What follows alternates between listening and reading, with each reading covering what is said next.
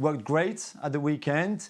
They found a way. Sheffield United complained about how long the referee played at the time and what the referee said to the players, all of that. But take nothing away from that sort of not giving up mentality from Spurs. They kept going and kept going. They tried to be very varied in the way they attacked. They played with Maddison through the middle. They played wide. They on set pieces. They were really sharp. They were really on it.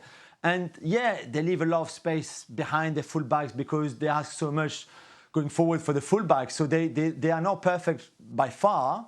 And next week, as we said, is maybe their biggest test against Arsenal away at the Emirates. But it's so much fun to watch them play to start with. And then when on top of it, you've got this kind of finale in the stadium, that is an incredible stadium. It's amazing. Has Big Ange got you believe in LA and Spurs this season? Well, I believe that it's fun to watch them play.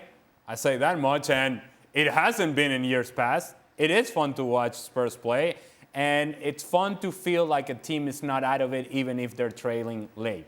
And that's a sense of belief that I think you get very clearly when you watch Spurs. That there wasn't this sense of, oh, here we go. That's it. The magic is gone. No, the team was pushing, and the team kept believing. And there is something to be said about that feeling inside a locker room, because it's something that carries you on over the course of a season, because you feel like you're always going to be competitive and you're always going to be in games.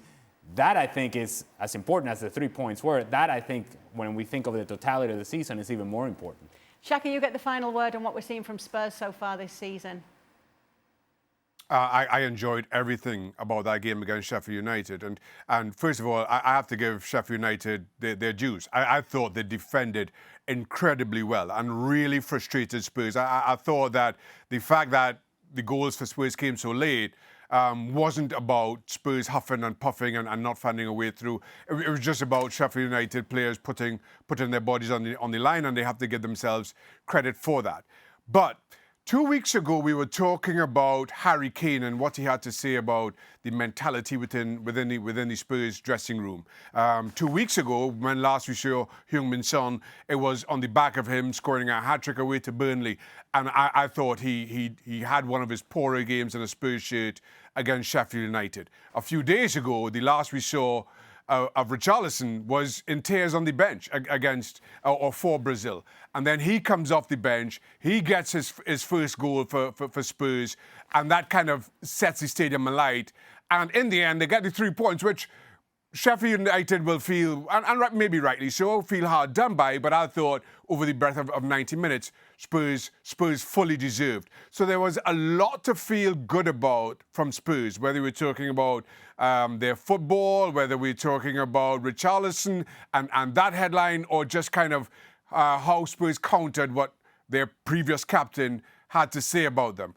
I could have seen our resident analyst, director, producer, and World Cup winner are writing the headlines about Spurs being Spursy up until, the 95th minute.